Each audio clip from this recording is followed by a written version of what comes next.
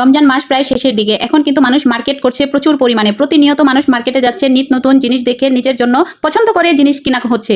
আর অনেকেই বলছে আমি পাকিস্তানি ড্রেস কিনছি, অনেকেই বলছে 1.5-2 লাখ টাকার মার্কেট করে ফেলছে, অনেকেই 36,000 টাকার জুতা কিনে ফেলছে।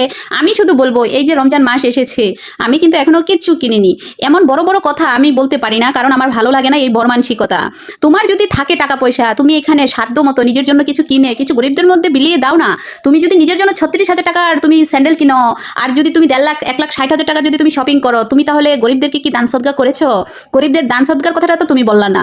এই জিনিসগুলো কিন্তু আসলেই আমরা প্রতিনিয়ত ভুল করে থাকি। আর যার যার ব্যক্তিগত বিষয় কিন্তু যে কে কত টাকা শপিং করবে।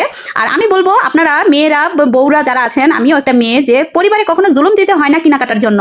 যখন আপনার পরিস্থিতি অনেক ভালো থাকবে তখনও আপনি চেষ্টা করবেন নিজের সাধ্য অনুযায়ী কিছুটা লিমিটের মধ্যে কেনাকাটা করার জন্য।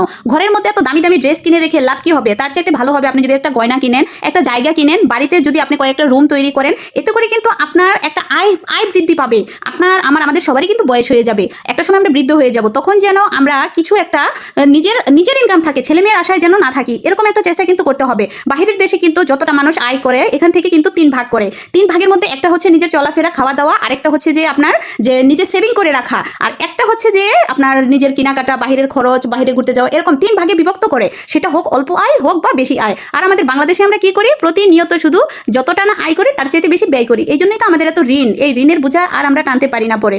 যাই হোক, অন্যের কথা বলে কোনো লাভ নেই। আমি সবাইকে বলবো যে নিজের সাধ্য মতো আপনারা চেষ্টা করবেন গরিবের পাশে থাকার জন্য, গরিবদেরকে একটু সাহায্য করার জন্য।